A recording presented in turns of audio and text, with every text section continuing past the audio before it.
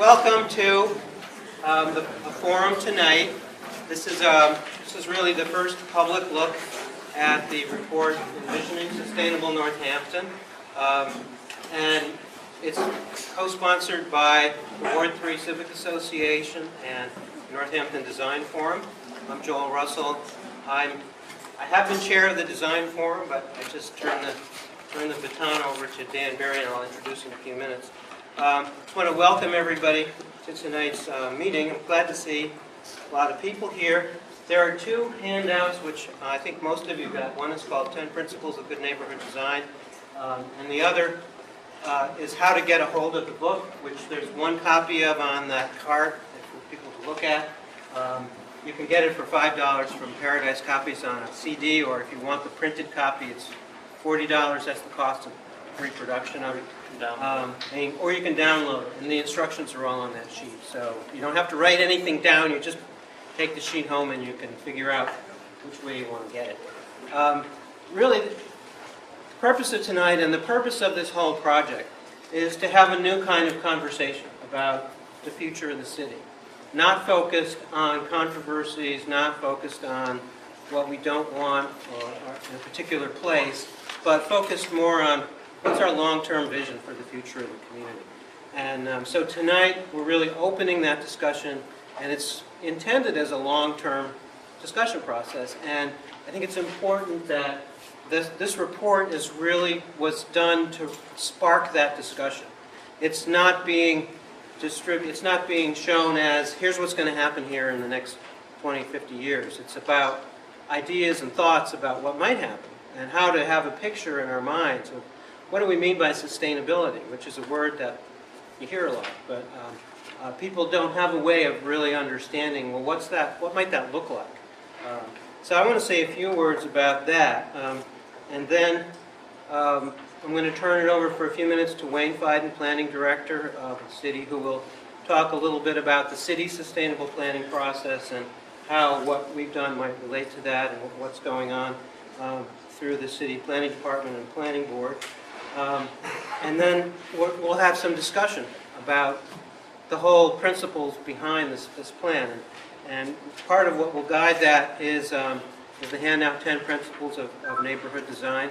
I think it's a good sort of background, one-page statement of some of the principles that underlie this report. First, I'd like to introduce or recognize the members of the Northampton Design Forum who are here. If you could just all stand. These people work very hard. I won't introduce you all by name, but I think we all actually owe them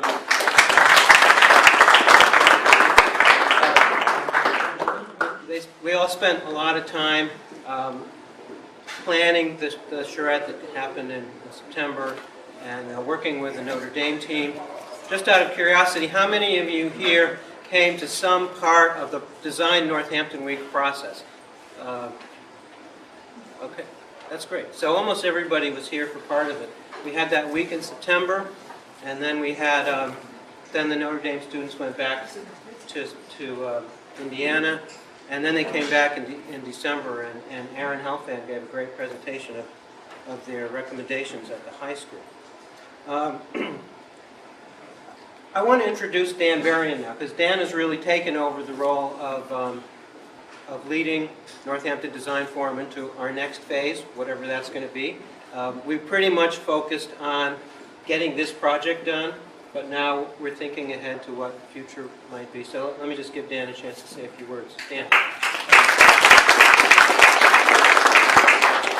Basically, I just want to echo what Joel was saying about this particular project and say that this is the kind of thing that we want to do going forward. That the Northampton Design Forum is really created to become a group that promotes a discussion about good design, serves as a resource for the community, and tries to play a positive role in the planning process, really opening things up for discussion to give the community a chance to really get their input in and understand the planning process, different design principles. So we think this particular project that the Notre Dame team and Aaron started us off with is a great way of doing that.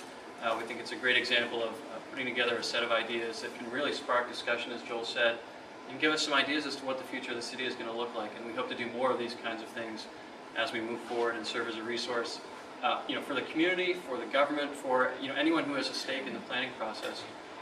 We want to be a resource and help to promote what we all agree on is good design. And obviously, there's going to be some disagreement in there, but we want to really foster the discussion and end up in a place that I think we all want to see our city in the next 10, 20, 50, 100 years. So I think this is a great way to get it started. In the interest of time, I'll turn it back over and keep things moving. Thanks. So we want to make sure we have time for discussion, so I'm just going to make some brief remarks about sustainability and urban design, and we'll hear from Wayne, and then we'll just open it up for some discussion. I think we're in a pretty scary time right now when you think about the economy, when you think about the planet. It seems like we have these converging crises, and that's the kind of story that can make people either go into a state of denial or a state of despair. But we're trying to turn that story around and say, how can we create a story of hope and possibility? And maybe I'm sounding like our new president, but you could do worse. So that's really what we're trying to do at the local level here is how do we envision a future that actually would be good for the planet, and that would be good for the economy, and that would be good for solving some of the problems we have of economic development and affordable housing in the community. How can we get all that stuff to work together? And if you read through the first 8 or 10 pages of that document, I think it puts it together in a pretty eloquent way, which is really just another take on the same concepts that are in the sustainability plan that was adopted by the planning board. So, and there are different ways of talking about it and understanding it, and I think the conversation is partly about sustainability. And what is sustainability? Well, it's really about having a community, having a country, having a planet that, because we're treating it right today, well, it'll be there for our children and grandchildren and beyond. And I think if you look at what's happening, if we keep treating it the way we've been treating it, it may not. And so we're here to turn that story around at the local level, while we hope everybody else can turn it around throughout the country. So what are the key concepts? Well, you can't have a sustainable society and a sustainable community that does not contribute to global warming, does not contribute to those problems, unless you have compact mixed-use development. And I think that's a concept that it's hard to understand it as words, which is why the Northampton Design Forum people said, we need some pictures of this. We need to know what we're talking about. People read the sustainability plan, and some people got scared because it was talking about infill and it was talking about a lot of development within existing developed areas. And, well, the existing developed areas are where people live, and some people don't want to see development where they live. So how do you have development in an area where you live and actually think that it's going to enhance your neighborhood instead of detract from it? Or maybe what neighborhoods do you put it in where it can make it better?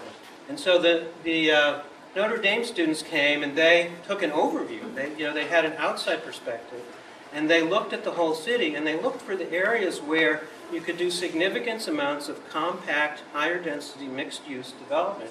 That ultimately the goal is to make the car a luxury, not a necessity, which is what it was originally.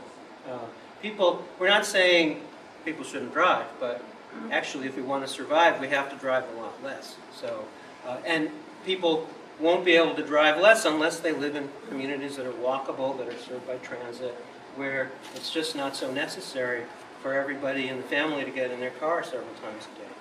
So that means a different layout of the physical environment. And that's a very difficult thing to imagine without pictures. So we now have the picture book that goes with it. In the second half of this evening, Aaron Helfand, who's here on spring break from Notre Dame and who's from Northampton, will go over one section of the plan, and we'll use it as an example to sort of how do we get into it, how do we understand how this lays out on the ground. So our positive story is that instead of seeing gloom and doom, we see an opportunity to envision a better future. And we wanted to put it not only in words, but in pictures. So that's what we have. The bottom line is that you can't have sustainability with a compact mixed-use development. You can't have that kind of development without good planning. And ultimately, you can't have that planning work without good design. And design is a concept that I think is often misunderstood as just architecture or just what buildings look like. But design really is about how we put together the human habitat. How do we assemble the parts? You know, it's like there was a slide that was shown during Design Northampton Week that showed the difference between the ingredients of a pizza scattered around a platter. You know, cheese here and sauce there and crust there. That's not a pizza. You have to assemble it as a pizza, and then it becomes something you might actually want to eat. So what we have done, what we've come to call sprawl, is that we've separated all the elements of the human habitat. And now the goal here is to put them back together in a way that will be better for our community, better for the earth. And I think that's what this is about. A lot of people, I think, were concerned about the amount of development that was shown in some of these plans when they saw the slides in earlier presentations. And it's not, I think it's important that this is not pro-growth or anti-growth. It's about accepting that some amount of development will happen over time. We don't know what it's going to be. Nobody knows what it's going to be. And probably not much is going to happen in the next couple of years because of the economy. But eventually, it's going to happen. In fact, there hasn't been much growth of population in Northampton at all. But when you look at, and it's very graphic in the book, how much more land has been developed because of the pattern being a sprawl pattern instead of a compact pattern, it's really pretty shocking. The impact, even though we don't have more people, we've really changed the landscape drastically in the last 50 years. So, and this is about how do we continue to grow to whatever extent we do, or how do we even put it back together in a way that will have a much less of a footprint. So I think with that, I don't want to take too long on this, that the principles of neighborhood design outline some of the key aspects of what makes for a good neighborhood.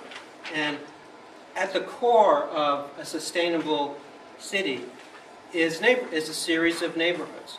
And that's what the Notre Dame students identified, neighborhoods, and they showed how there could be infill and different types of development in different types of areas, in different scales. So for example, the Upper King Street was an area that seemed to have a lot of potential. So it saw much more intensive development than, say, Florence, which just had a more limited amount of infill.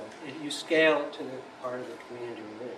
And you'll see that as you go through the report when you get a hold of it. So I think I'd like to introduce Wayne to make a few remarks, and then we'll have about half an hour or so for discussion.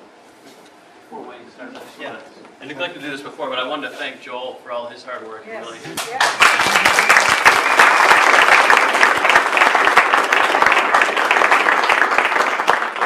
done a great job of getting things started and really bringing this this forum to life. And so I just want to take a moment to recognize it. Thank you, Dan. Thank you,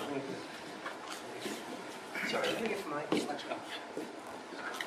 So I'm going to echo a lot of what Joel said. I think that Sustainable Northampton was a comprehensive planning process, involved several hundred Northampton residents in something like a dozen public hearings and public forums around town.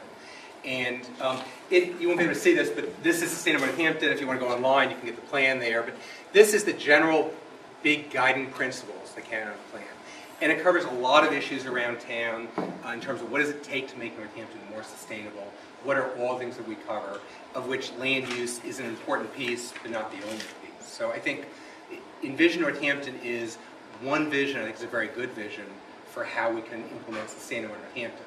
I want to be clear that there's lots about Sustainable Northampton that's not about land use. It's really important to be part of the public discussion. And there's lots of this, as you go through the discussion about vision, there's lots of different ideas in there, and what you see in Envision Northampton is one way to go there, and I think the community has to have a lot of discussions about what it's actually doing. This, again, you probably can't see from where you're sitting, but these are all the things which the plan looked at: land use and development, environment, energy and climate protection, open space preservation, public services, etc. Again, a lot of these are included in Envision Northampton. Many things aren't. Plan talks about services for homeless and affordable housing, and some things that are less about land use and more about specific measures. And so it's part of what we look at. This was the conceptual master plan, conceptual land use plan that came out of Sustainable Northampton.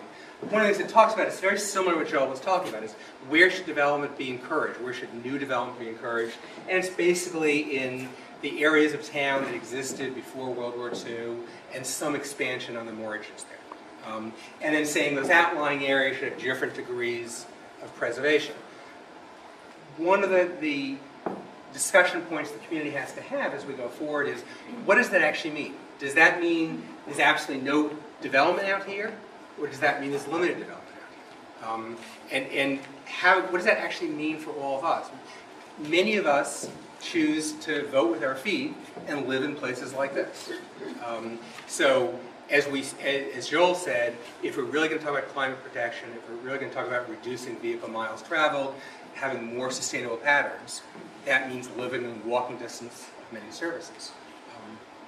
And yet, if we took a vote right here, my guess is half the audience doesn't live within this area.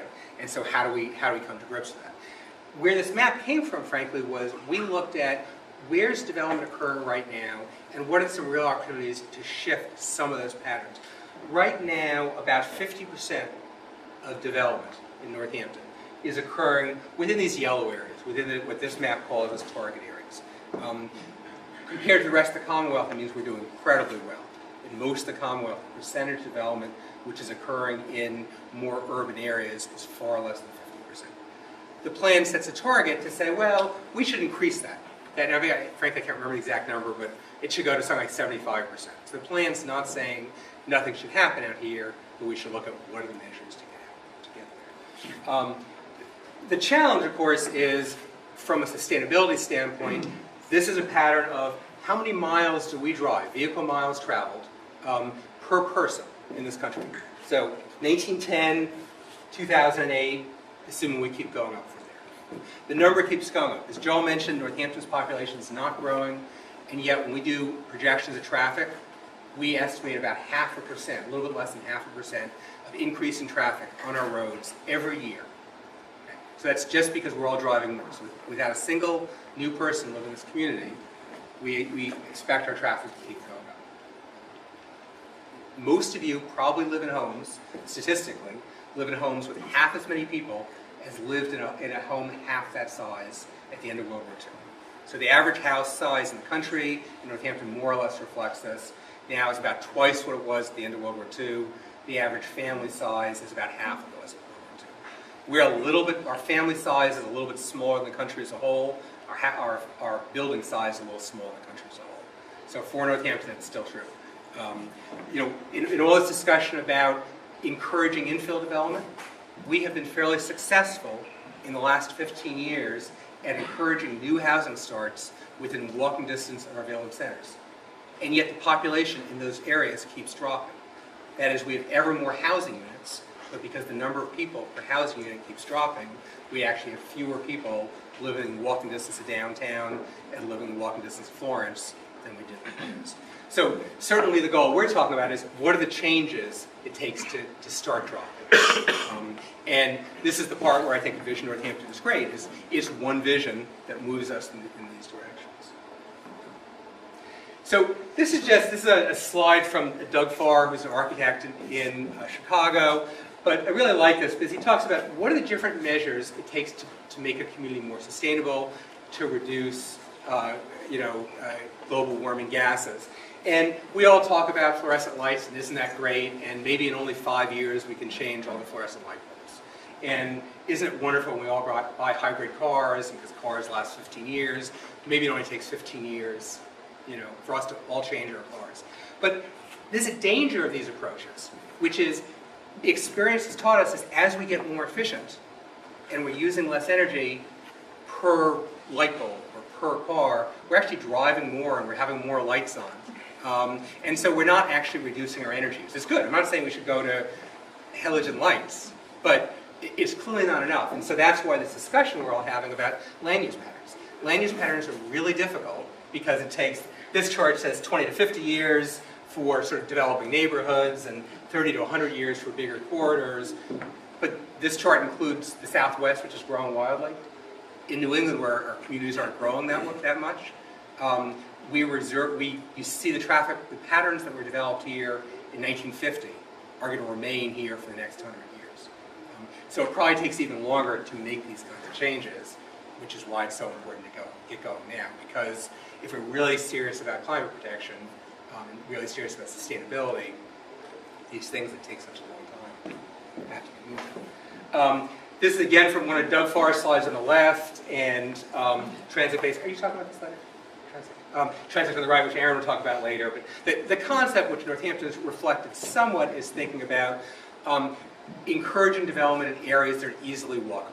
So we're really proud of the fact that about 60% of our population lives within easy walking distance of downtown and of Florence, which again is much greater than the Commonwealth as a whole. And yet, again, half the housing stock being developed in this community in the last 15 years doesn't fit this pattern. And again, if I asked you to raise your hands and where you live, many of you are voting with your feet and saying, no, I want to live somewhere else.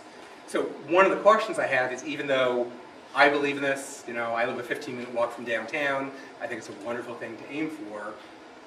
Part of our goal as a city is not just to focus on those of you who come to this meeting, but to focus on the greater community.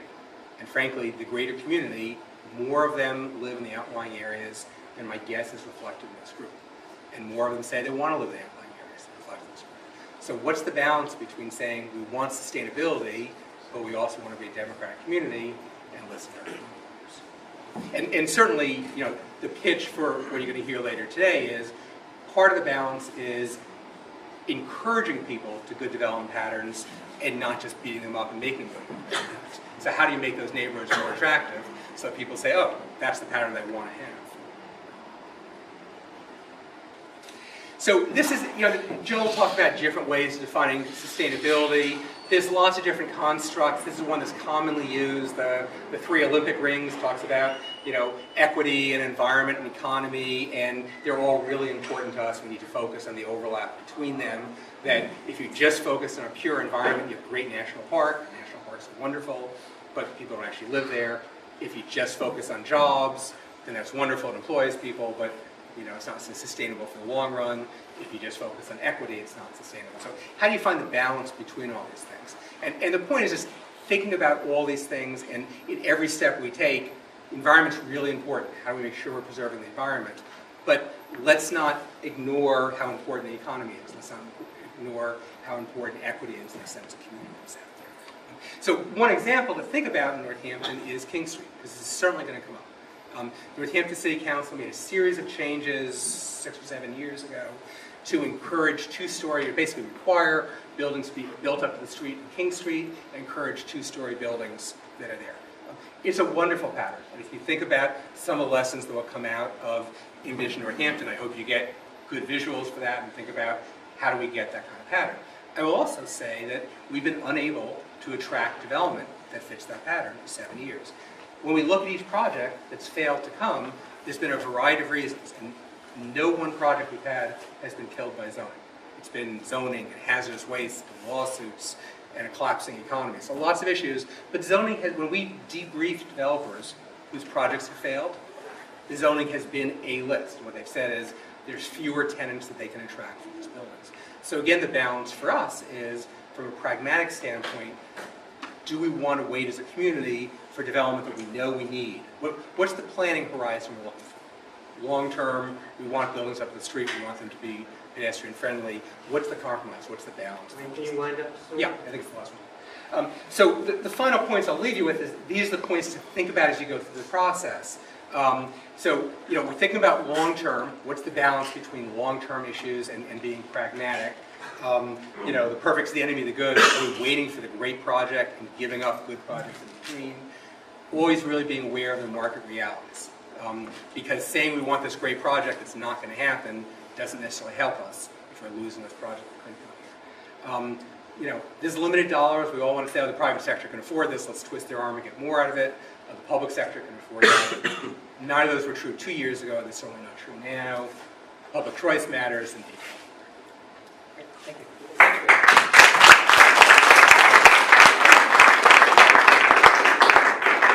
I just want to make a couple of quick observations and then open it up for discussion. when you look at it incrementally, it's very hard to see this happening, except in a very long time horizon.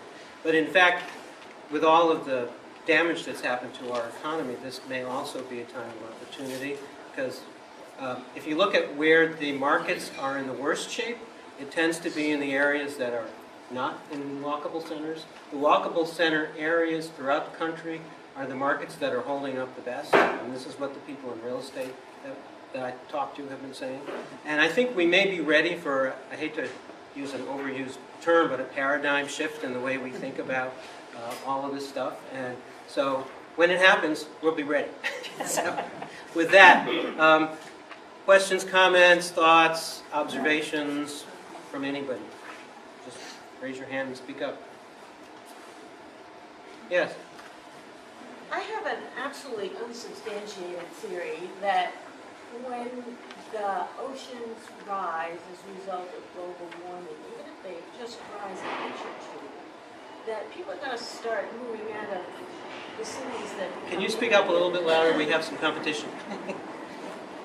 That people will move out of the cities that become inundated just out of fear and start moving to the higher cities like Northampton, which is such a desirable city. And so I wonder, is that am I the only one who thinks that? No, I don't think so. I mean, when you look at the some of the scary visuals that people like Al Gore have put together to show what sea level rise will do to coastal cities, it's pretty clear that some places that have a lot of people in them now won't be inhabitable, and there's going to be potentially mass migrations of people to higher and drier places. And we are one of the higher and drier places. So that, I mean, that's why the future is so unpredictable, but we could have growth from all sorts of things, and that could be one of them, I would think. Yes, Joel. Joe, just asking you a question here. Now about infill, and then the way Wayne was talking about houses a little bit further out. Is it a question of sort of age of the people who are buying the houses, the demographics? Two things I'd point out. Someone has several children, they might not be able to live downtown. They need more space. It's more affordable. It will be outside a little bit, 3-4 miles out.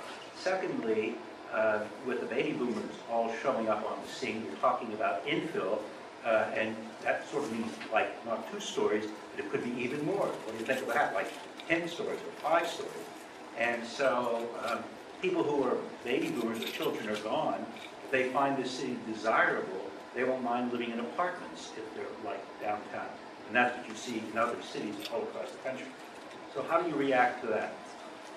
Well, I mean, I think that a lot of what, and I think Aaron can maybe lead us through some of what that actually would look like for the area we're going to be talking about tonight. But yes, high apartments and higher density development within certain areas that it'll actually improve them. I mean, the King Street corridor could become like a boulevard with apartments along it, and that would be quite an interesting and much more friendly place to be than it is now.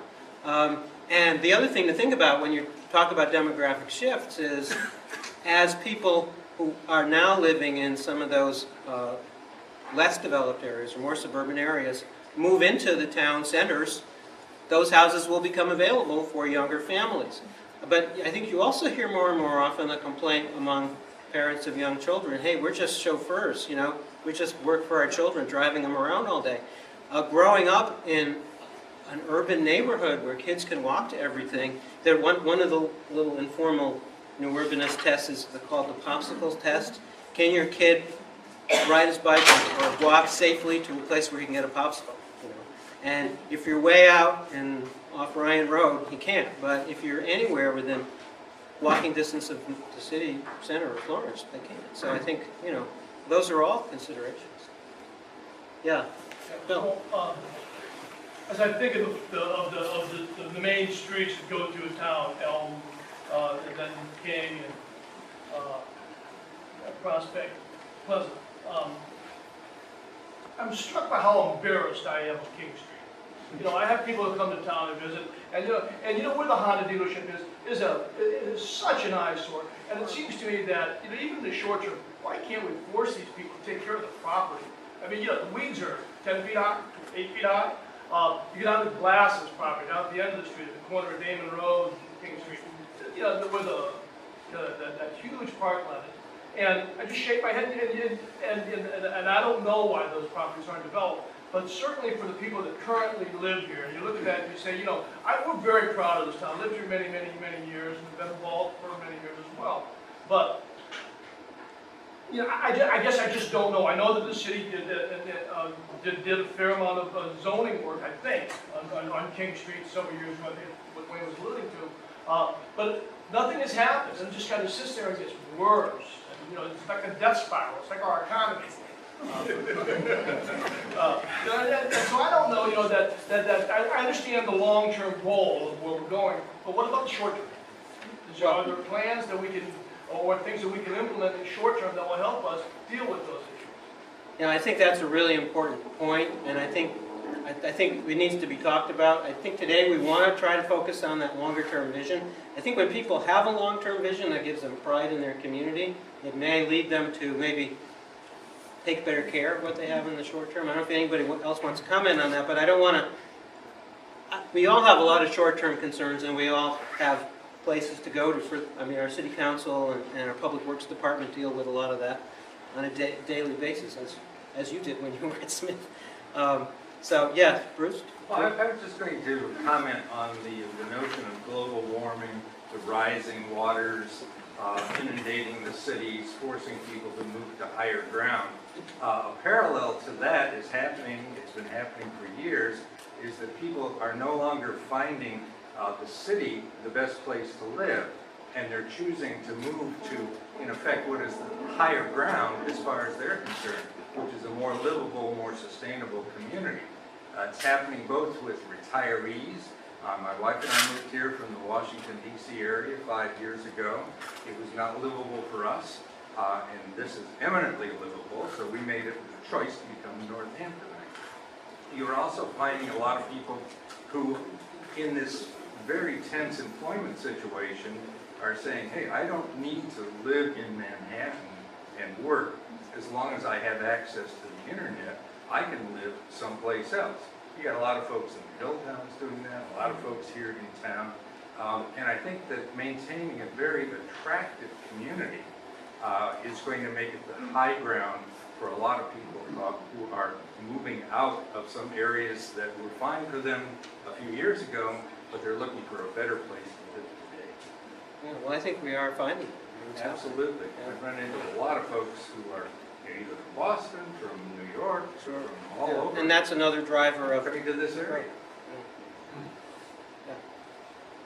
Would you say that good urban design would also bring in the concepts of economy and equity as well as just environment? And it seems to me if you have a vibrant economy with mixed uses and different levels of income, living in a setting, that would be good for the economy and also would bring in issues of equity.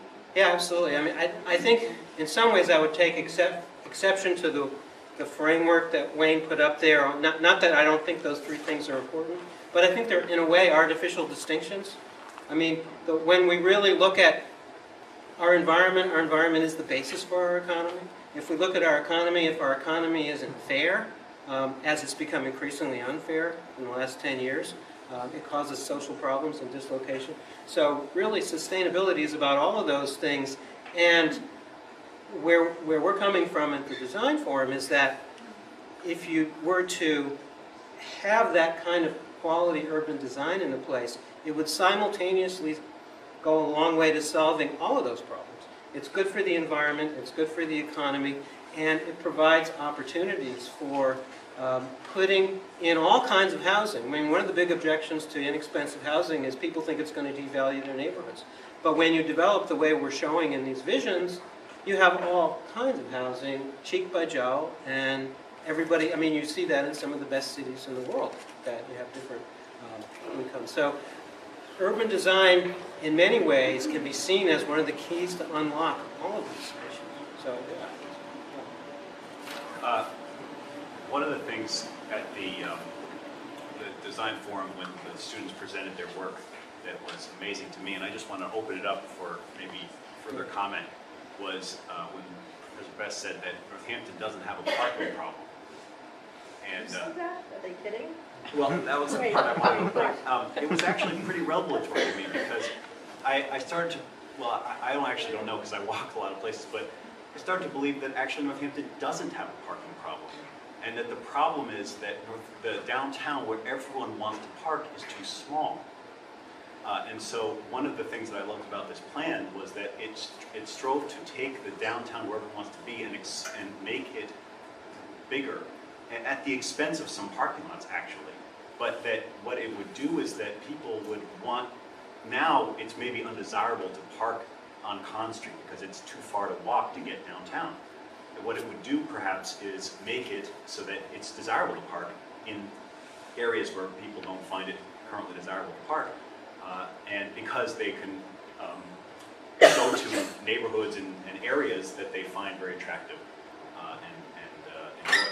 So I just wanted to sort of Well, put that does anybody in want context. I think we're going to see some insight into that in the second half of the presentation, but does anybody want to come in on that point? Particularly, yeah, over there. Well, I will segue into that. We live on Wilson Avenue, which is off of Conn Street, and I've noticed a lot of people park on our street now. People park on our street now to walk up into town to go to work. There's a lot of cars that park there every day, all day long, and are not there all night long. So I assume that people that are parking there, because they want to not park in the lot. But the other part of the reason, I'm here because I want to hear more about the development of the wetland area that to the end of Wilson Avenue, the old Mill River Bend. Yeah, we're going to talk about that in the second half. Okay. So, a few more general comments or thoughts. Yeah. Go ahead. Yes, you. Yeah, about the parking thing. You can say this is not a parking problem, well, that's one way to look at it, but there certainly is.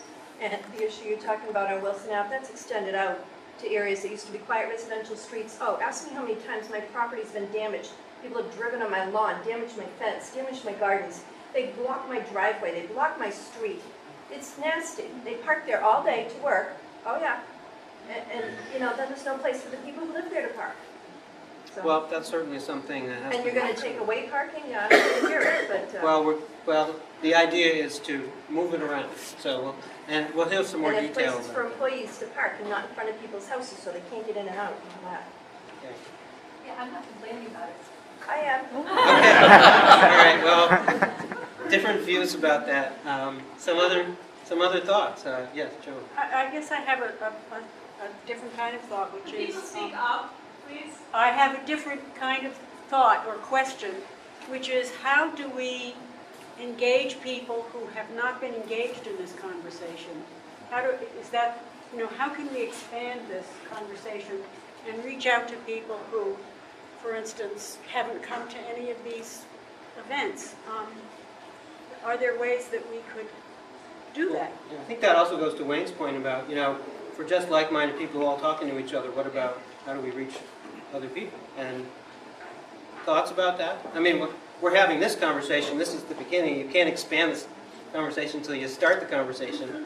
But we do definitely need to expand it. You have to have meetings where people can walk to them in their neighborhood. Meetings in the neighborhood.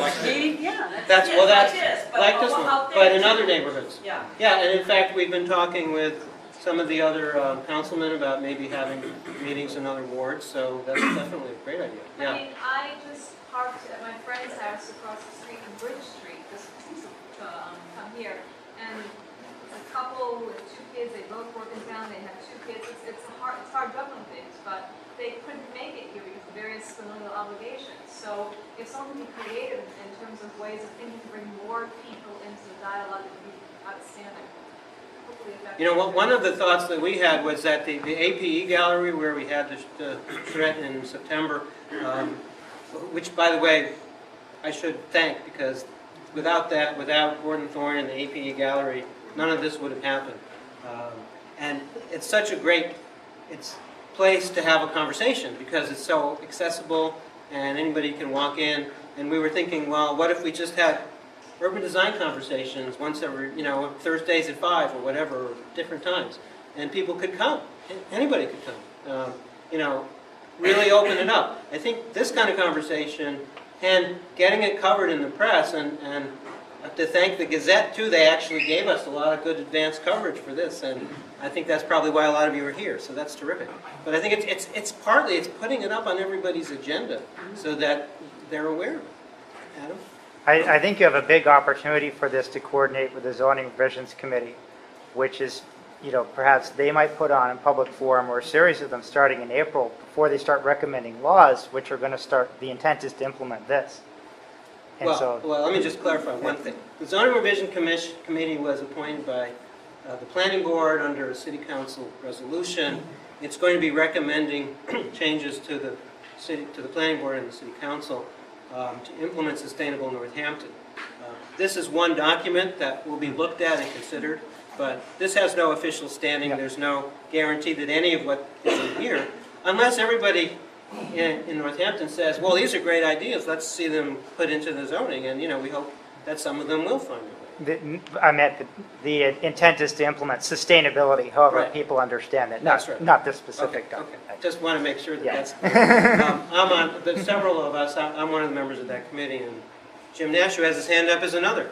Well, I want to thank Notre Dame for pulling this together, and that what's exciting for me is that we're actually starting to have a public discussion about design and what our future is going to look like. But I just, as a member of the Ward 3 Neighborhood Association, I want to acknowledge that there's neighbors here who this discussion might be a little more uncomfortable for, because while some of us who live outside the immediate neighborhood that we're going to be immediately talking about, for me, those aren't my immediate streets. And for me, it might look like a great idea. But I also want to thank the people, from like Wilson Avenue and from the other streets that abut this actual discussion. And, and thank them for coming here tonight, because this is going to be a little uncomfortable for some of them. We've mentioned the parking already, and but I'm hoping that, we can move forward from this, and I don't want to have people thinking that this is what's going to happen, but the discomfort, I think, is important to have, and we need to listen to it, and that's part of good design as well. Part of good design is having a process that includes everybody affected by it. So these ideas are just ideas. When the city would actually come to the point of putting together a plan or a zoning ordinance that would affect any of these areas, there has to be a large amount of public involvement. Kind of like what happened during the Charrette Week, but it would be focused on that area. And that would be a way. That's one of the principles, is to be more inclusive, is to get people involved.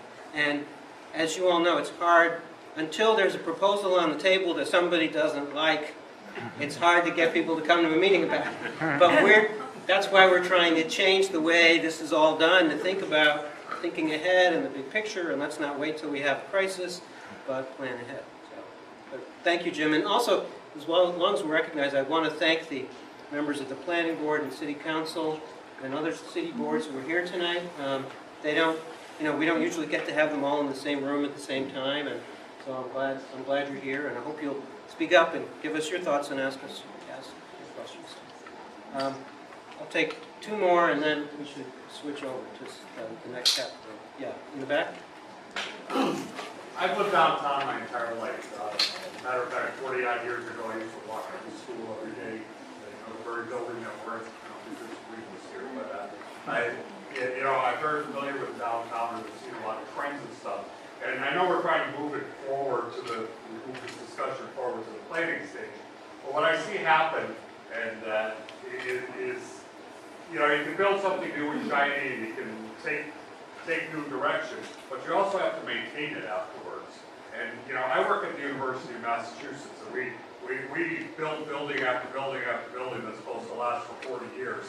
And 10 and 15 years later, there were shambles with leaky roofs and floors and stuff, because we come up with the money, unfortunately, the way the government does things, we come up with the money to build new stuff, and then we don't maintain the old stuff.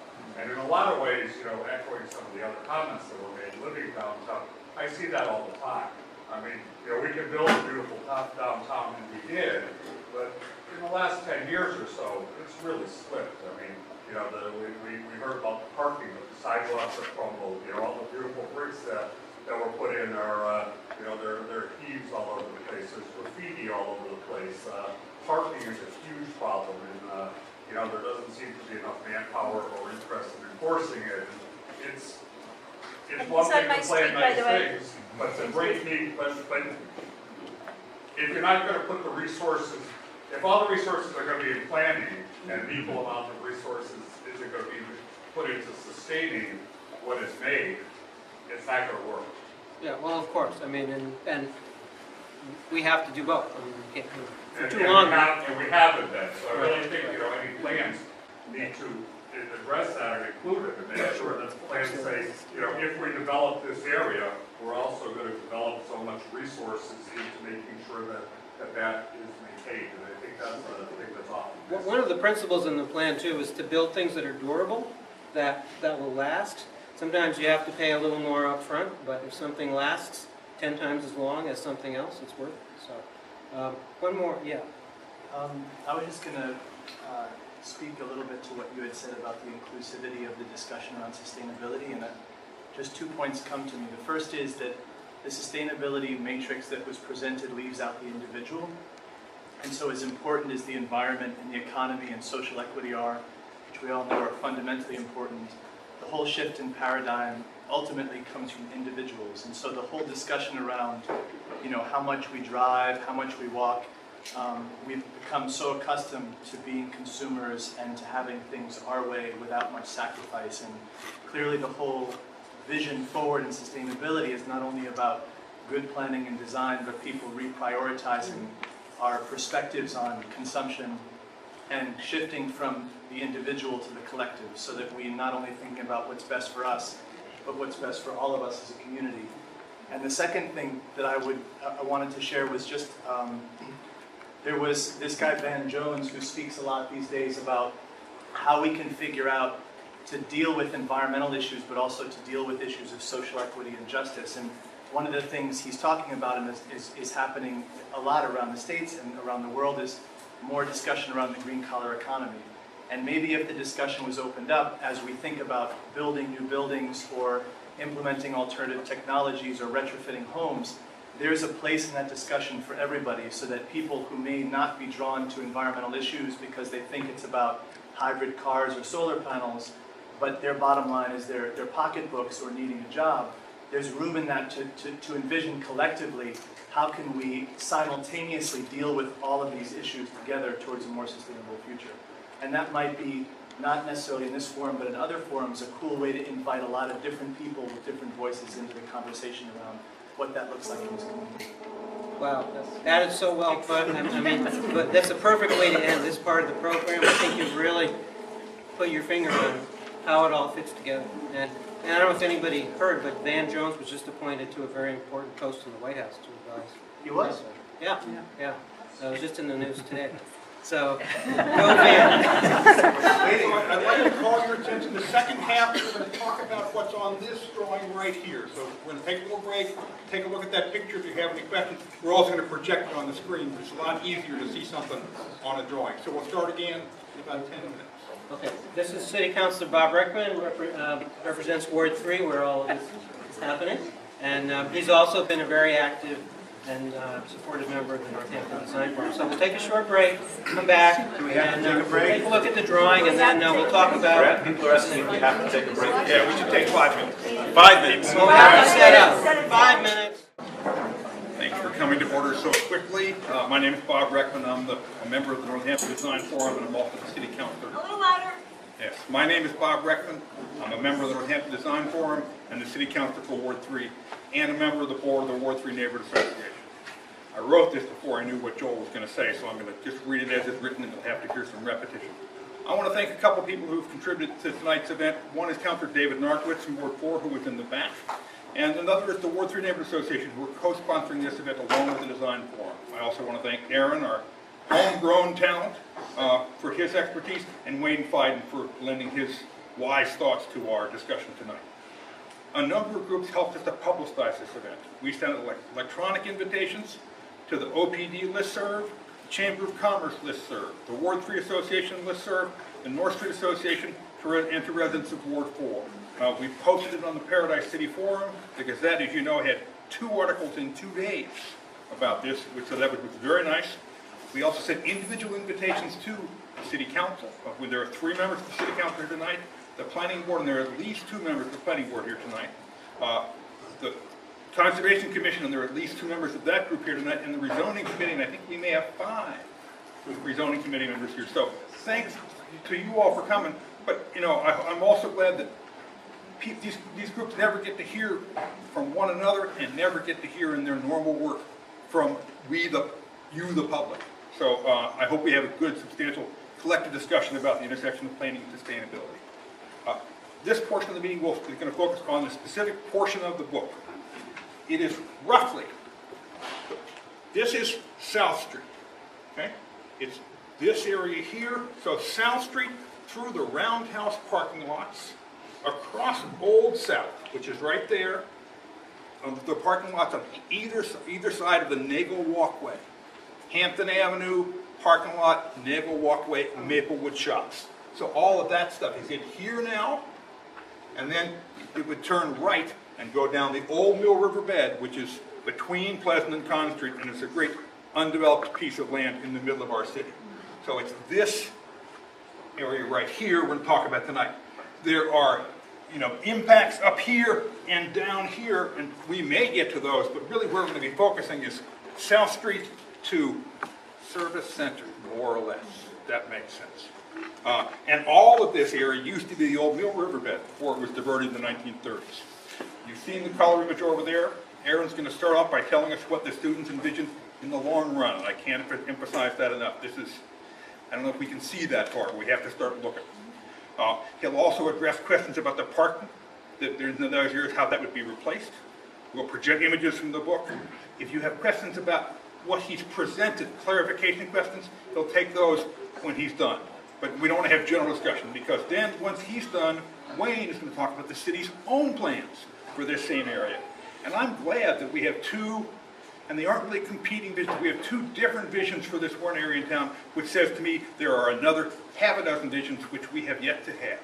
So I hope that once Wayne is done talking about that, I'll moderate discussion to hear people's views about this particular vision of our future. I'm glad the public officials are here. It'd be good if you begin your remarks by saying who you are, and if you're an appointed elected official, you might want to mention that too.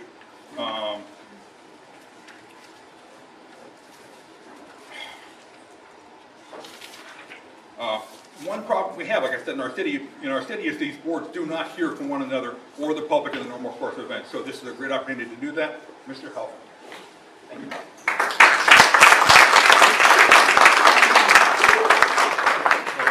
I'm Aaron Helfand. Thank you all for coming here tonight. I'm glad to see so many people here. I was pleased to see, I know a lot of you came to the events that Notre Dame and the Northampton Design Forum organized in the fall. And I'm just thrilled that people are still interested in stuff even after the Notre Dame studio has left town, and that the discussion is continuing. My role here tonight is to walk through this one portion of the plan that the Notre Dame studio designed as part of our work in the fall semester. We looked at a number of areas in town, and if you download the book or if you buy a copy of it, you can see all the plans that we came up with. I know a lot of you have seen some of this before, and so I hope you'll bear with me as I repeat some of the basics, but I just want to walk through the sort of general idea of why we did what we did, and really focus on also what the major principles of design were that informed our specific proposals. Because I want to emphasize that even though this is, this is the best plan that my studio was able to come up with in the time that we've had. It's really just one of many possibilities that you could arrive at if you take as a starting point certain premises about the way to design good cities and the way to design neighborhoods that work. And the other thing that I'll mention is that one of the benefits for us, I think, one of the advantages that we had being an academic studio rather than a professional planning group is that we were absolutely free to tackle some of the very thorny and controversial issues that I know tend to arise, especially having to do with, for example, parking, having to do with how do we deal with wetlands, and various things. And so we didn't shy away from taking a stance on those issues. And I'm hoping that I'll explain to you what our logic was and why we made the decision we did. But I hope this will actually help to generate discussion. So as Bob mentioned, the area under focus, and I have a laser pointer here. Okay. Can everyone see the laser pointer if I? Okay, terrific. So this is Main Street. Now, one of the things that we observed as a studio as we were sort of introducing ourselves to the town and as we were getting to know the place is a large number of surface parking lots in and around downtown. And it was our observation that this was probably not the best way to use the land. And so we came up with a number of possibilities for how to better utilize that land, especially the land that was within walking distance of the town center. So that especially includes the parking lots that Bob mentioned, which are currently here up to the south of Main Street.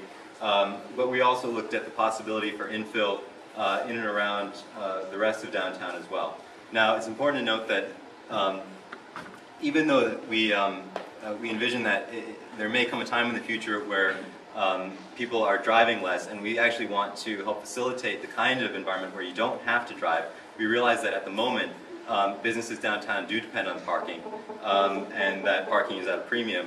And so what we've done in this plan is to show certain places where you could replace surface parking lots with both structured parking and with on-street parking. So essentially by creating a new network of streets in this area right here, which is currently primarily dead ends and is the area where the Mill River used to be, we've actually replaced every single parking spot that we eliminated in the on the surface parking lots. So if this plan were theoretically, realized in its entirety, you would have the same amount of parking, and in fact you would have additional parking in these new centers that we've created. So we wanted to show that this approach is possible, and it doesn't have to be realized on this scale, but as a strategy, it is possible to replace surface lots with structured parking, and we want to talk about potentially how that could be done. Now, the other thing that I want to focus on is the role of the Mill River, which of course currently goes elsewhere, but used to run through here. And what's there now is somewhat underutilized land. There's been talk recently, and I think Wayne Feiden will speak to this in a moment, about how to essentially revitalize the former path of the Mill River. And that might include daylighting parts of it that are currently underground. It's sort of a wetland sort of drainage area. What this plan supposes is that if you assume that the river stays underground, this is what you could put in the same place. And so I think we need to have a discussion about whether we would prefer to have the river, or whether we would prefer to have this, or whether there's some way of fusing the two ideas so that, for example, you still create these public parks here which can be utilized by a large number of people and appreciated by the public, but perhaps you could simultaneously have the river running through here and daylighted, so to speak, and provide some sort of ecological habitat as well. The reason why we gave preference to these public places over, for example, undisturbed natural habitat was based on the notion that natural habitat is probably more effective as a general principle when it's outside, when it's not surrounded by large developed areas. So, but that said, none of us in the studio are ecological experts. We're not environmental engineers, and so I think what needs to happen now is we need to look at this area and look at its viability, potential viability as an ecological habitat, and determine whether it's worth restoring in that function, or whether, because it's really embedded in the urban fabric here, whether it would be better served as a way of increasing density, thereby leaving outlying areas undeveloped and as more viable habitat. Finally, one last thing that I'll mention before turning it over to Wayne. We used this as one example of how to increase density in places that were proximate within walking distance to downtown, because we view that as really being in some ways the most important way of creating a sustainable community. We want to have a mix of uses. We want everything to be within walking distance so that people don't have to depend on their cars.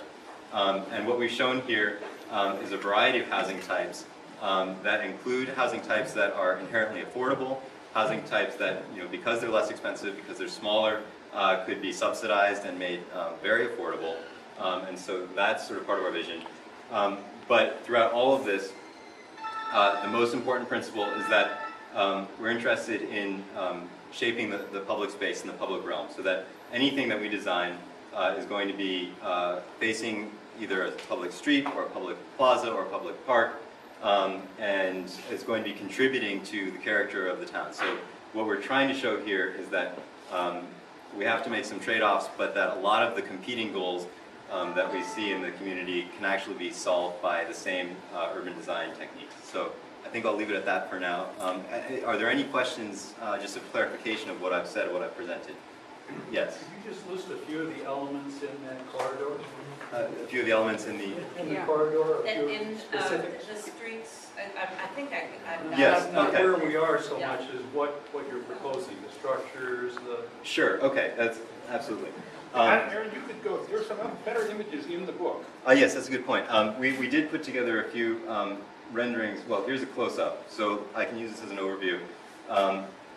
So we envision the line of parking lots currently goes about there. There's the current parking garage, and actually I'm going to back up for a second because there's the parking garage.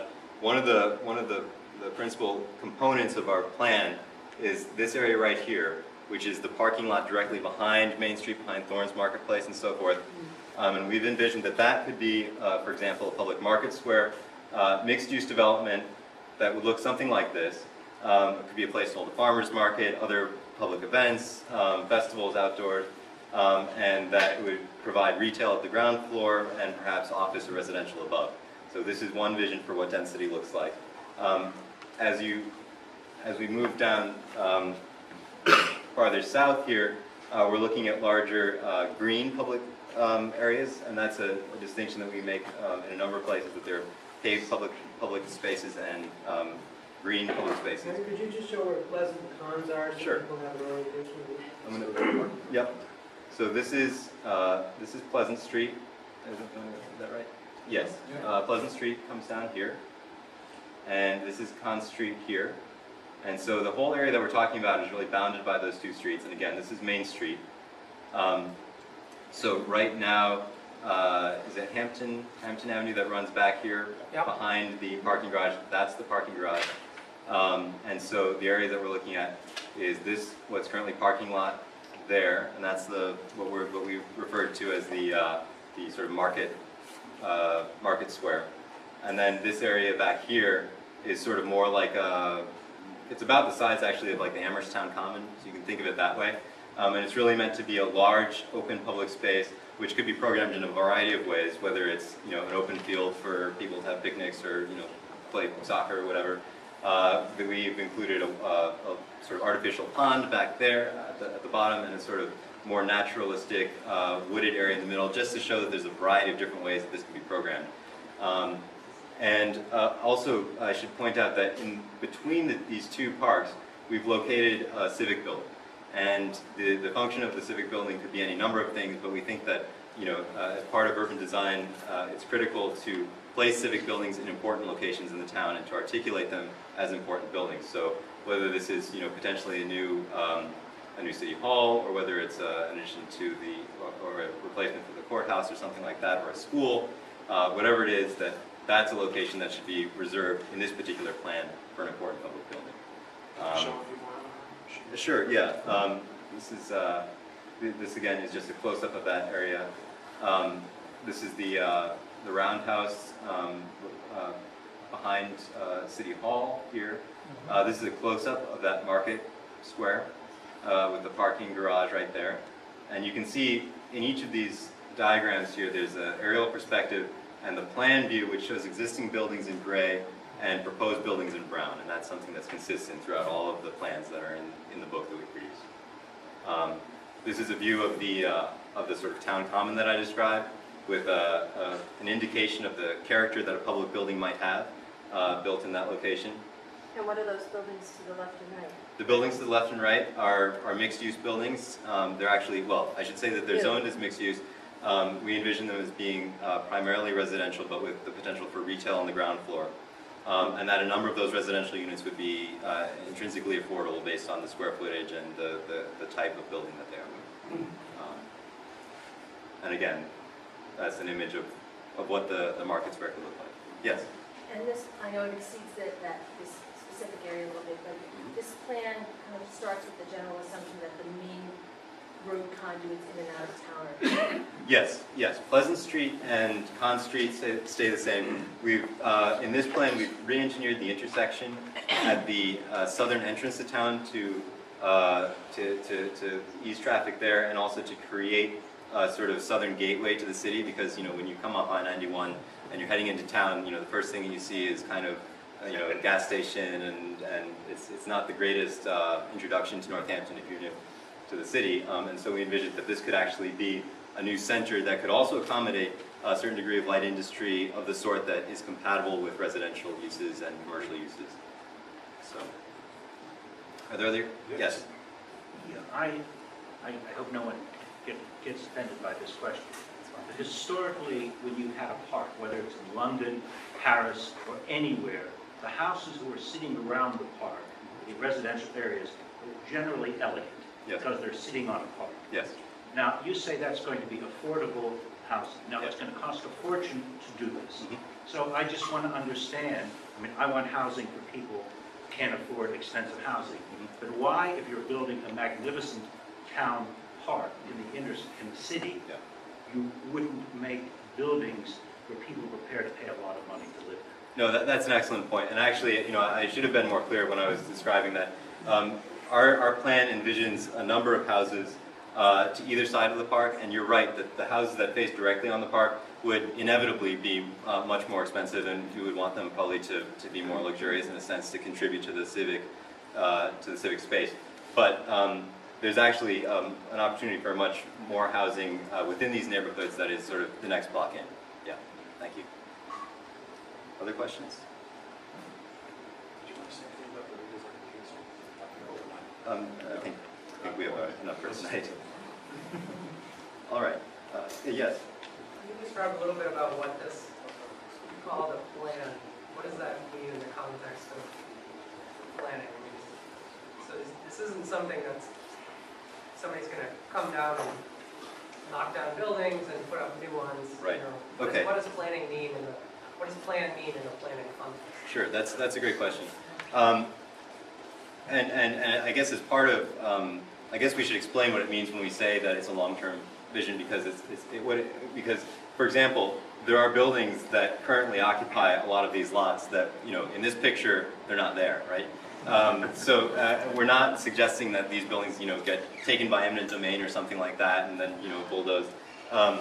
The idea is that, well, for example, the city owns large parts of this. The parking lots are all owned by the city. So if the city decided that it was able to do this and could work out the financing and so forth, the city would, compared to the rest of the time, relatively easily be able to construct something like this or to change it in some way.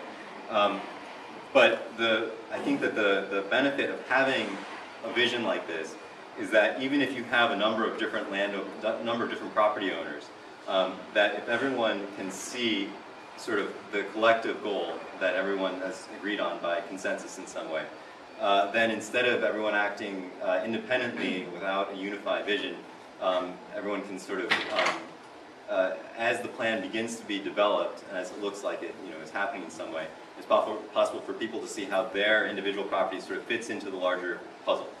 And so I'm not suggesting that it's necessarily easy or automatic process by any means, but certainly easier if everyone is on the same page as far as what they want the end goal to be. So, does that answer the question? Yes?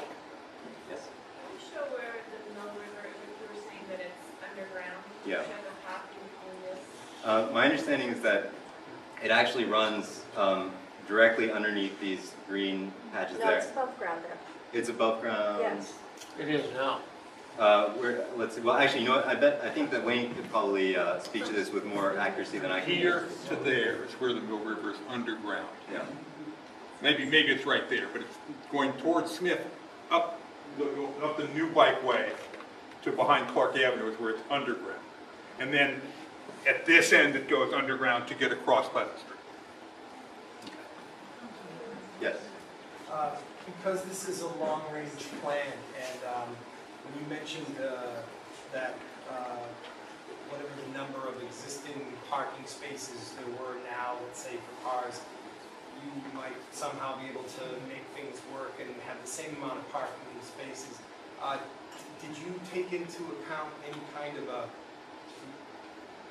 significant increase in some kind of public transportation, like light rail or? Yeah, absolutely. Is that in this, yes. so that you don't need so many cars? Right. Well, certainly that would be.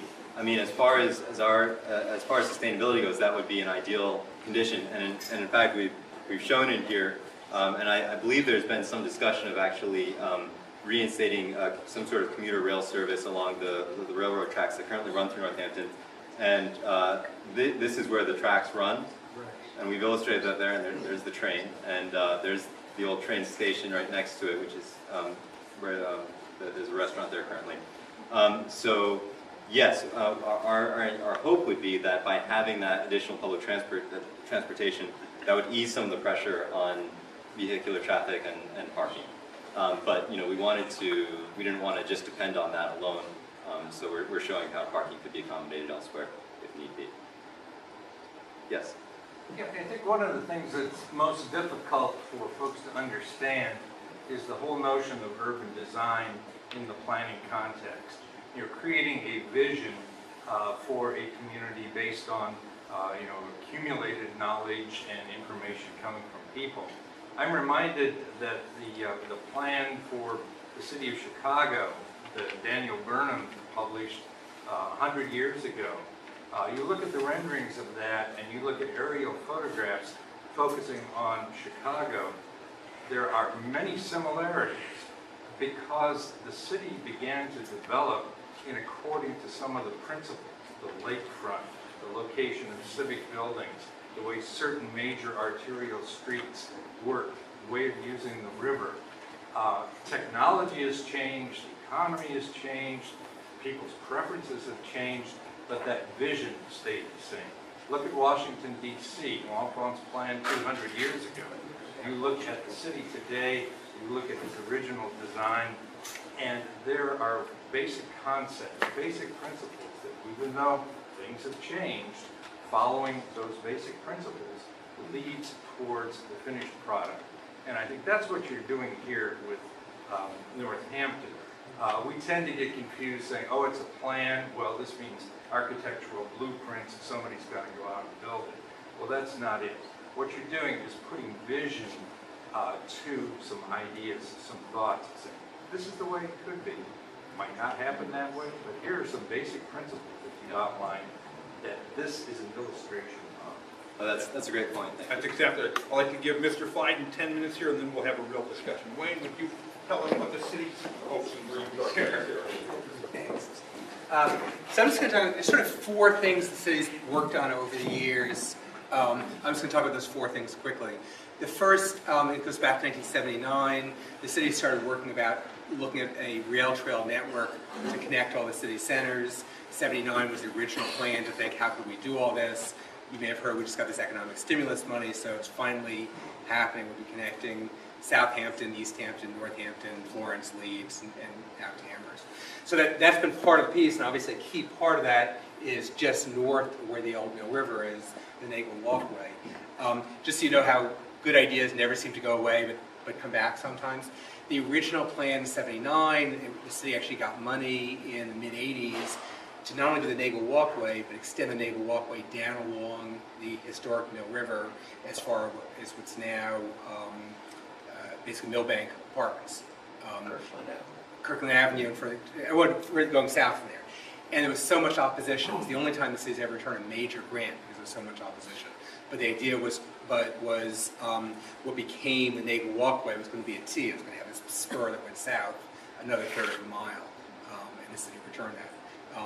And that original plan also included a big farmer's market across the street from what's now the brewery restaurant. So that whole parking lot would have had sort of three-season farmer's market covered. So a portion was done there. The bike paths are now moving forward. That's still an interest in terms of looking at are there more opportunities for pedestrian ways in ways the neighborhood can support instead of oppose. So that's one step. The second step is we've talked for a long time about how can you actually bring back the Mill River so it becomes more part of people's life. The Mill River does run through basically right behind, it begins right at the edge of the Maplewood shops. If you go up on the Nagel walkway and risk your life and leave the walkway, you could fall 20 feet down to where the river is. And it goes back into a pipe behind Millbank Apartments. The problem with that river is there's not much water flowing through it. Because that river used to come from the main Mill River. When the dike was built on West Street, the Mill River no longer flowed that way. So what the Mill River is made up now is groundwater and stormwater. So in August, it's a really nice water resource, the water's flowing. There are times in September where the water is pretty stagnant and not so desirable because it just sits there and it smells. So and the reason it was diverted in the first place, of course, was downtown flooded with a series of hurricanes in 36 and 38. And we don't want to redo that. Technology's now changed. You can actually do this sort of remote telemetry. You can basically put a hole in the dike and let some water into the river, and if during a flood time, you can actually close that so the water doesn't come through. So the main Mill River wouldn't come through downtown, but enough water to create a really nice perennial stream downtown. So we've been talking about this for about 12 years now. We did a plan on Pleasant Street, just to sort of think about next steps we could do to beautify Pleasant Street. And we went to this meeting with a series of steps, cleaning up sidewalks, changing zoning.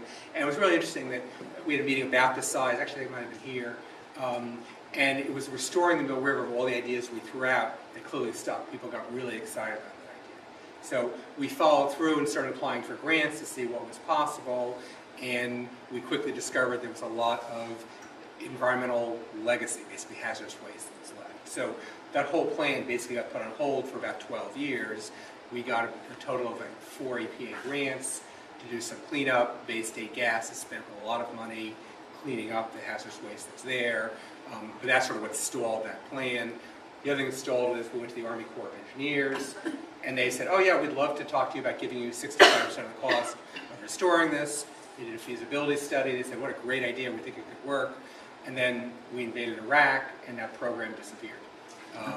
So technically, we're in the queue for Army Corps of Engineering money, but it doesn't exist anymore. But the idea of that would be, how can you bring the waterway back through here, let water through, have some natural systems. It's never going to be a natural system the way it used to be, because the river is so deep, you really have to have sort of granite walls, vertical granite walls, and go down. So we're not talking about a natural riverway, but we are talking about hopefully this wonderful riverway. So it's the third step, is sort of dealing with the hazardous waste. There's still some issues to be addressed before anything happens. We've dealt with a lot of them, but there's still a significant amount left. The fourth step, which is consistent with what something Aaron talked about, is how do you make Pleasant Street, how do you make this area more of an urban area? And City Council has done a series of rezonings. So about 5 years ago, Pleasant Street was rezoned to a more dense business district. And so some of the changes you've seen on Pleasant Street in the last few years are because this new zoning, that has no frontage requirements and no lot size requirements, and allows a much bigger range of businesses on Pleasant Street. So that's been happening very slowly, even more slowly. Service Center, which I'm understanding this plan is probably around here, was also rezoned. It was zoned as an industrial district until about 5 years ago. It was rezoned a business district, mixed use district. That's been slower. There have been a couple changes in Service Center as a result of that. And the intersection, if I have the right spot, the intersection of Cons and Pleasant Street, Mass Highway has agreed to go out for design and look at opportunities to improve it, and at least consider a roundabout that's there. There's not funding for that yet, but at least it's in the queue to look at that as well. And the last step, again back to hazardous waste, is the city got an EPA grant this year to clean up some of the waste that spilled from behind Pleasant Journey, which is another important step. Thank you very much. So I hope you two will feel free to respond to specific questions that people in the audience have. What do you think? Yes, Tris? Wayne, the water, when you talk about they would divert water from the Mill River, I think it's a great idea to bring back the river. What's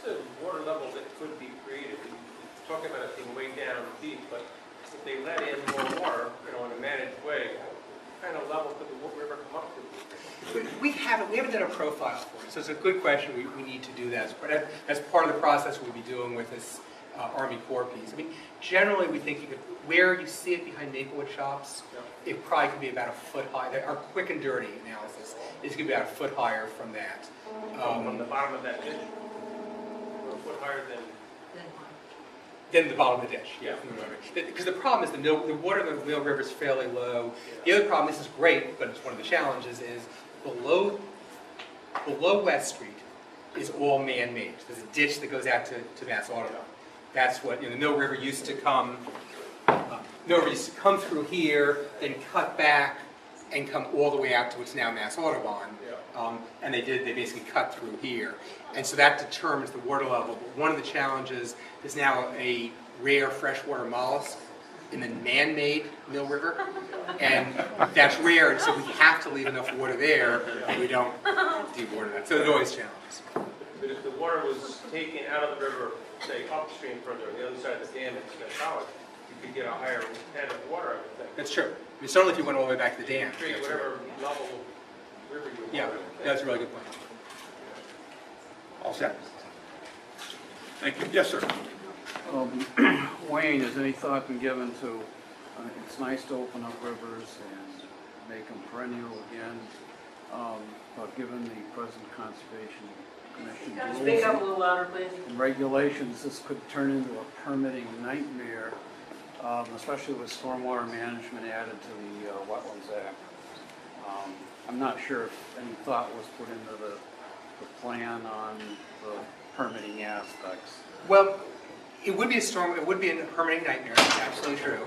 I think the most important thing from our standpoint is you get one chance to do it, because in essence, in a lot of this area, there is no river. In the areas where there's no river, there would be limited environmental regulations. But as soon as you create a river, the day you create it, suddenly it's a protected resource, and you couldn't necessarily alter it again. So you have to get it right the first time. Develop it all and then. You all set? Yes, ma'am. What about creating it as a stormwater management system, not as a river? That's what it is. Just a stormwater management system. If we have a stormwater issue in town that needs to be dealt with, this is the place to try to put it. Yeah. No, it's a pipe you can deal with there. Well, one of the things we've talked about is you don't have it here.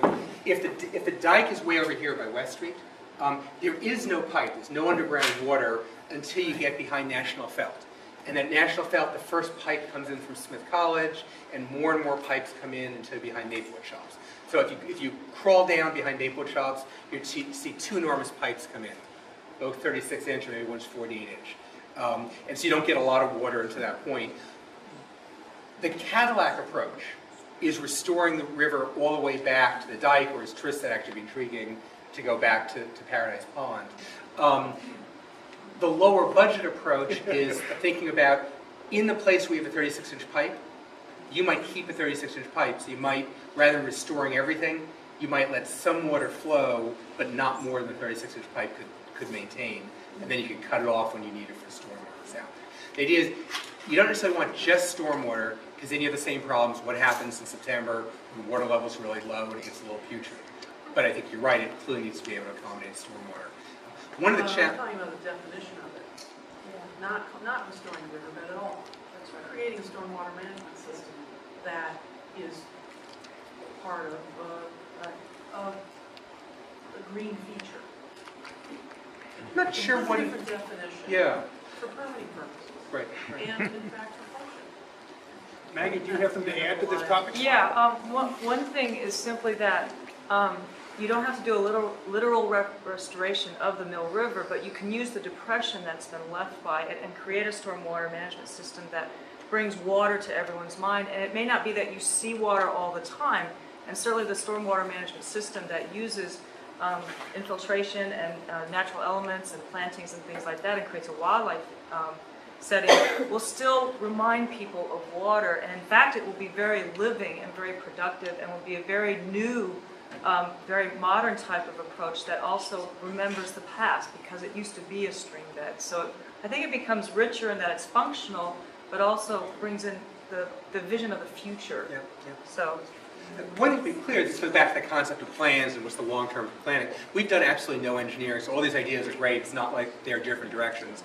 We haven't gone in. The main thing we've been focusing on is the two big challenges: dealing with the hazardous waste, so in fact you can do this for all portion of the corridor, and the other is as we have opportunities buying land. So we did right by the dike. We had a donation of land in where the river used to be, and then we did another acquisition to open up that corridor. And then right over here, we did another small acquisition that's over here. So we've done these 3 acquisitions to leave options open. As land comes on the market in this area, we're going to look at them. It's not a top priority to leave those options open. Mr. Giesman? Really like to get come back up Sarah's. Those both comments make so much sense to me. The city really can't afford, we can't afford the city we have. So as we move into the future, we really need to think about economics. As far as we can see, there's not money to run the city to improve the infrastructure. We have not put really any money into storm drains for 25 years. That's why we have so much flooding all over the city. So to solve a bunch of problems at the same time seems like one of the challenges that we should really look for. Thank you very much. Mr. Nash? Well, I like that we're thinking about the Mill River. I mean, the Mill River historically has shaped our downtown. We have this funny downtown that kind of curves around, and it doesn't have to do with the Connecticut River. It has to do with the Mill River and how it used to run behind the library and used to influence the way everything was designed downtown.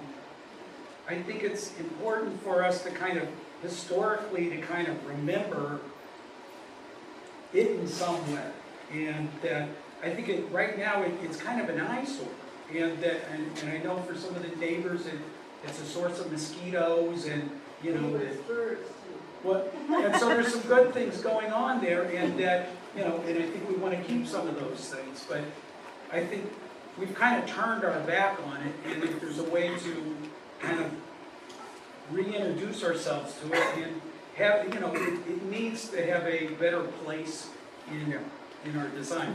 The other thing is that the Mill River bed still divides that lower half of the city. I mean, Bob's neighborhood is over on Fruit Street, and I can't really walk there, directly. I can't directly walk to Forbes Library. I got to pretend like the river's still there and walk all the way downtown and take a left. And so, if there's a way that, maybe there's a way to unify those 2 different neighborhoods, like Sam's with the people over on Wilson Street. So I think there's some interesting ideas. One thing I want to echo about what Aaron said is these really aren't mutually exclusive. And the idea, I think the most important idea that takeaway is, how do you make this more alive? How do you make this a focal point? How do you bring the different features together? I hope water features are part of it.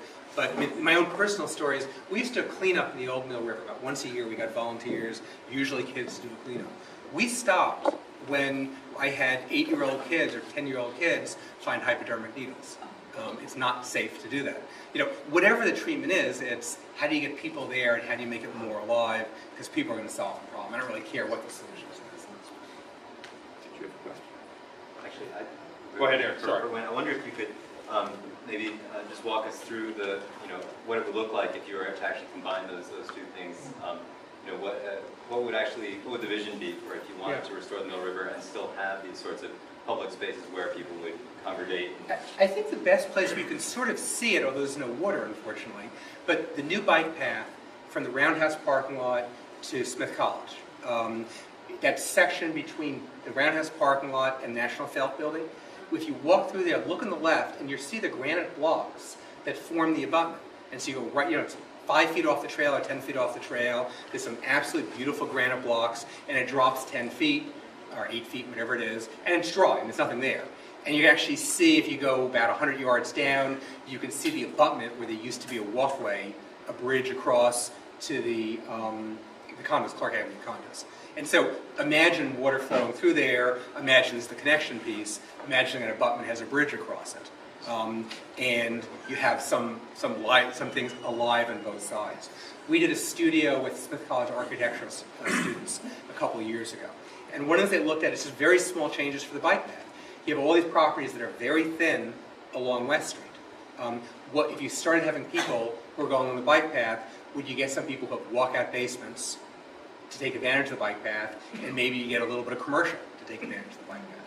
And so instead of being people's rear yards, it suddenly becomes a new focus on what they are. And, you know, Aaron was talking about homes here. This area is to some extent largely built out already. So in the long run, I don't disagree at all with Aaron's vision of, in the long run, over time, people would invest in new properties and expand their properties. But in the short run, you suddenly give people an opportunity for a new focus for their door. When I talk about visualizing it, Gordon Thorne asked me to do a drawing because we're trying to get a grant to turn the Roundhouse into a public arts center, basically under the sort of land conservation concept, get philanthropists to donate money, buy the Roundhouse, and then make it sort of off the tax, or off the tax roll. We don't want there'll be businesses in there, there'll be tax activity going on.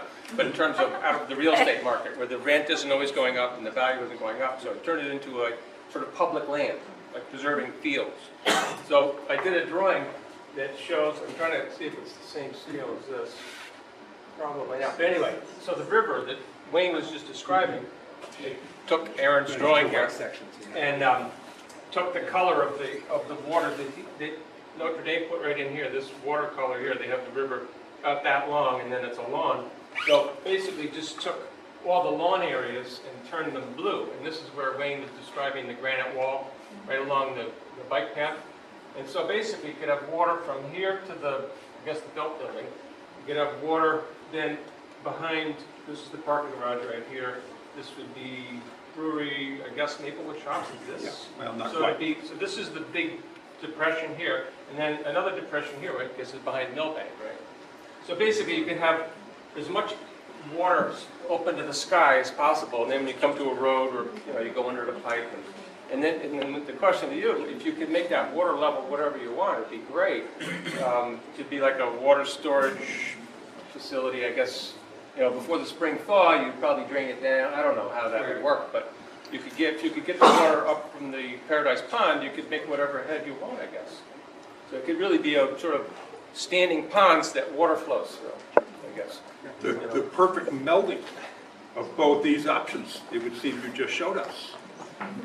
Yeah, well, this is their drawing. This is Notre Dame. I just turned their lawn blue. Excellent, thank you. Yeah. Any other comments or ideas? Yes, ma'am. I just wanted to say back on the Notre Dame thing that I really like the idea of turning the parking lot right behind downtown with like La Fiorentina on the right and Thorns on the left into a plaza, because that little area, even if you're just going to talk about strictly parking, I mean, it's not that many spots, and it's just like a great place to get an offender bender. And you're basically looking at the back of downtown. You're like seeing the underside. And so the idea that there'd be like two fronts, you know what I mean? And then it's been close up like that's a wonderful vision. Thank you. Wayne, is that the sort of thing that could be practical to execute in the next, in the relatively short term compared to some of the other aspects of the plan? Let me talk about parking briefly, because it's one of the things that's always controversial. And I think the part that I agree totally with Notre Dame, if you go out 20 years, is there shouldn't be a large surface parking lot anywhere in town, or anywhere in downtown. That we should talk about on-street parking, which is always the best, what people like the best, and what fits most in the urban scheme. And the second choice should be structured parking. And that large surface parking lots don't make sense. That said, we come back to the challenge of the shorter term. We can give you a list, and it's increasingly getting a very long list, of businesses that looked at locating downtown or used to locate downtown and moved away or didn't move to downtown because of lack of parking. So we can all say, and I'm one of those people who says that, hey, I know this town, I know lots of places I can park my car. There's not a parking problem. But I can also give you a list of businesses from, Paradise Copies who just moved away, to the publishing company on Dewey Court, to almost every therapist on State Street, to half the offices in Hadley Crossing, who used to be or considered being downtown and didn't come because of parking. And so this comes back to the pragmatic part of me is, I want those businesses downtown. I don't want them in Hadley Crossing. And so how do we find enough, how do we not move too fast? If you can get free parking on King Street, and it costs $20,000 per space in a structured parking lot, it's hard to go to structured parking too fast. And so that's the balance. I suppose one possibility is that you could have a parking lot that actually served two functions, right? That, you know, on the weekends it's farmer's market, and then during the week, or actually, you know, maybe it was the inverse, you know, but the times when you need the most parking, it's a parking lot, and at other times it can be cleared or used for other things. But is that something that the city? Well, that's been underway. I mean, the city used to charge a lot. If you didn't provide parking, the city charged a hefty payment in lieu of parking fee. And the reason that fee has been lowered over the years was really to say the problem with private parking lots downtown is they tend to be empty half the time or more. The public parking lots tend to have a pretty high occupancy rate. And so you're absolutely right. Whether it's publicly owned or privately owned and managed for public use, the mixed use is really critical. Go right here and then we'll go over there. Yes, sir. Well, again, you know, long term, all it would take would be another period when gas costs, you know, $5 a gallon, or maybe it could cost $9 a gallon like it does in Europe now, and then moving your businesses outside of the center of town to where there's plenty of parking. You know, people, I mean, when we're talking long term, 20 years from now, I mean, does anyone really imagine that people are going to be driving the way they're driving now? I don't imagine that that's possible. You're absolutely right. Yes, ma'am. There seem to be such differences in the way that people perceive the parking issue. Do businesses, is their evaluation anecdotal and just based on them standing on the street, looking around and looking for parking spots, or is there sort of a formula or a theory that's used to evaluate whether there's enough parking? Big national change, the sort of people who go on King Street but not in downtown, definitely have formulas of what they're looking for. The stores downtown are definitely more anecdotal. And my piece is anecdotal, because again, I don't disagree with people saying you can find parking, but I just look at the businesses who are unwilling to come here because... I do disagree with people who say you can't find parking. That's what, so I'm just baffled. Yeah. But let me tell you, at a personal level, these are totally, I know this is totally anecdotal, but at a total personal level, things where I see this. You know, my daughter is a dancer, and she used to dance at the old armory on King Street. And parking was a pain, we could always find it eventually. And I could walk sometimes and pick her up because I worked downtown. And her studio moved out to Damon Road. And it's a pain for me because I have to go there at 5 o'clock and drive through downtown, and I can't really bicycle in the winter with my daughter. I could, but I don't bicycle there. And if you ask all the other parents, maybe except for me, they all think it's great because it's so much easier for them to come and go. And there's a reason why we had a lot more doctors downtown 20 years ago than we have now. So doctors, dance studios, they're all saying that's what they want, and that's what the customers want, and that's what a lot of other parents other than me said they wanted to do it. Mr. Russell and Ms. Misa. Yeah, well, I think just the comments that were made about things like gas prices, I think we have to look ahead to a different reality, which is going to have different assumptions and a different market and different preferences. I agree that in the short term, these things aren't going to work. And it may be in the long term they won't either, but if we are prepared for that to happen, I think we're going to be much better equipped. Also, on the whole issue of the cost of parking garages, there are ways of cutting that down. For example, if there were apartments above the parking garages, they would have the best views in the city, and they could sell at a real premium, and they could break down the cost of building the parking garages. And that's been done in some places, and you know, and I think as Wayne suggested, the private ownership of parking lots makes for very inefficient use of the parking land. So there's a management problem. There are ways to deal with the economics, and I think that also the changes in the market will really change things. One thing I like to think about is, you know, you take a city like Syracuse, New York, or Holyoke, they don't have a parking problem. And when you don't have a parking problem, it probably means you have an economic problem. In some ways, we're lucky to have a parking problem if we do. I think that sometimes it is a matter of perception because people used to think, oh, well, I could drive right up and park in front of the building and I can still do that on Route 9, so I have a parking problem. But there are other things about downtown, like once you find that space, you can walk to everything. And that draws a lot of people to our town. And the kinds of businesses that are comfortable with that will want to be here. So we'll lose some, but I think gain some too. Ms. Misa. Kind of lost it. I was just, my thought that is, I was just thinking, perhaps I'm wrong. I think realistically, another half of the equation, or part of the equation in terms of businesses leaving downtown is, of course, the rents, and that's got to be acknowledged. Yeah, I think you're absolutely right. And certainly, when I mentioned incidentally changing the zoning on Pleasant Street, frankly, that was part of the goal. Part of the goal is saying it's that one block area of Main Street within a block of King Street. The rents are going to keep going up, and they're going to be solid $35 or $40 a foot. The best thing I think the city can do is whatever someone said this earlier, is expand the downtown, expand the options, so that you have the $35 a foot rent, but there'd be places downtown where you can start a business at $10 or $15 a foot. So that's part of the idea of expanding it so that we have more of those things, the equivalent for housing. Ms. Leonard, did you have another comment? No. I did, and now I don't. We got time for 2 more. Yes, sir. Yes, Dylan. Going back to the Mill River, I wonder if there's a way to provide public access to the river without actually getting into the tricky permitting and expense of restoring the river. So to make it a green space that's accessible, but without dealing with the river issue. And to some extent, I'm really hoping the bike path does some of that. It suddenly creates that corridor that suddenly you have a lot more traffic going along it. As I mentioned, we withdrew, I was here at the time, the city withdrew trying to do a walkway here because of the opposition, but we started to look at opportunities. So Valley CDC was willing to give us a small strip of land, both of these, which is restore the river and an easement for people to walk. So as we get those opportunities, we want to take advantage of it. It may not be a grand gesture of buying a mile of right of way, but maybe it's 100 yards here and 100 yards there.